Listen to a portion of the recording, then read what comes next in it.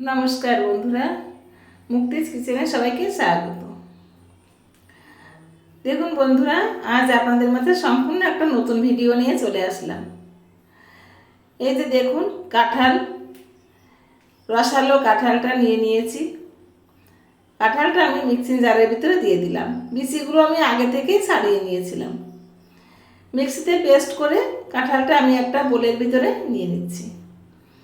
তার ভিতরে দিয়ে দিলাম পরিমাণ মতো চিনি। চিনিটা দিয়ে ভালো করে চিনিটা মিশিয়ে নেব। যতক্ষণ চিনিটা গলে না যাবে ততক্ষণ পর্যন্ত মিশাতে থাকবো। মিশাতে মিশাতে এক পর্যায়ে চিনিটা গলে যাবে, তারপর অ্যাড করে দেব সাদা তেল। আমি কোনো মেজারমেন্ট কাপ মাপিনি, আমি আমার আন্দাজ মতোই দিয়েছি। আপনারা চাইলে মেপেও করতে পারেন।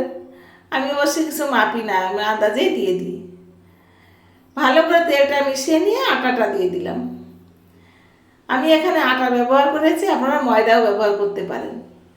আটাটা সুন্দর করে আমি এখানে নিয়েছি 1 বাটি আটা, আর দিলাম হাফ বাটি সুজি। আটাটা মেশানোর পরে সুজিটা দিয়ে দিলাম। দিয়ে আটা আর সুজিটা একসঙ্গে কাঁঠালের পাল্পের সঙ্গে সুন্দর করে মেশাতে হবে। একটু সময় হাতে নিয়ে এই কাজটা করতে হবে। এখন আমি দেখছি আমার ব্যাটারটা একটু ঘন হয়ে গেছে, তাই আমি এই পর্যায়ে অ্যাড করে দিলাম নর্মাল টেম্পারেচারে জাল করা দুধ। দুধটা অল্প অল্প করে দিতে হবে আর মেশাতে হবে, একবার অনেকটা দুধ দেওয়া যাবে না। এবার আমি একটু ঢাকা দিয়ে রেখে দিলাম আধ ঘন্টা মতো। আধ ঘন্টা পরে ফিরে আসছি। দেখুন আমার ব্যাটারটা আপনাদের দেখাচ্ছি কেমন হয়েছে। এবার আমি আর একটু সুন্দর করে ব্যাটারটা ফেটিয়ে নেব। এবার আমি অ্যাড করে দেব বেকিং পাউডার। এখানে আমি 1 চামচ, চা চামচের 1 চামচ বেকিং পাউডার দিয়েছি। আর এই বেকিং পাউডারটা দিয়ে আর দিয়েছি বেকিং সোডা। বেকিং পাউডারটা 1 চামচ দিয়েছি, তাহলে আমি বেকিং সোডাটা দিয়েছি 1/4 চামচ। দিয়ে ভালো করে মিশিয়ে নেব। এবার একটা বাটি নিয়ে নিয়েছি। বাটিটা অবশ্যই আমার অ্যালুমিনিয়ামের। বাটির মধ্যে একটু তেল স্প্রে করে নিলাম। স্প্রে করে নিয়ে এবার কিছুটা ময়দা ওর ভিতরে ছড়িয়ে দিলাম। ময়দাটা ভালো করে বাটিটার গায়ে মাখিয়ে নিলাম। মাখিয়ে নিয়ে এবার যে আমার ব্যাটারটা দিয়ে দিয়েছি। এবার আপনারা হয়তো বুঝতেই পারছেন আমি কি তৈরি করতে চাচ্ছি। হ্যাঁ, আপনারা ঠিকই ধরেছেন, আমি এটা কাঁঠালের কেক তৈরি করছি। কাঁঠাল দিয়ে একটা কেক তৈরি করব। এটা আমার চ্যানেলে একেবারেই নতুন, আমি আগে কখনো করিনি, এই আমার ফার্স্ট টাইম।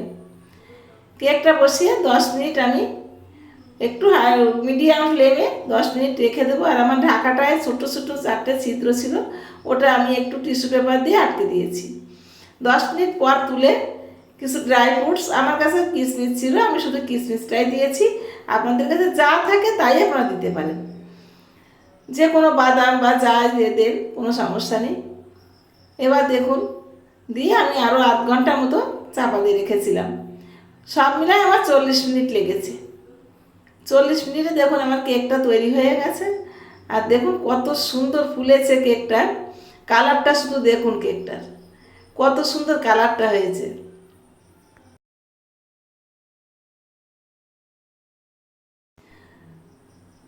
যাই হোক বন্ধুরা, আমার ভিডিওগুলো যদি আপনাদের ভালো লাগে অবশ্যই লাইক, কমেন্ট, শেয়ার করবেন। আমার চ্যানেলটাকে সাবস্ক্রাইব করে আমার পাশে থাকবেন। আর আমার ফেসবুক পেজটাকে ফলো করে আমার পাশে থাকবেন।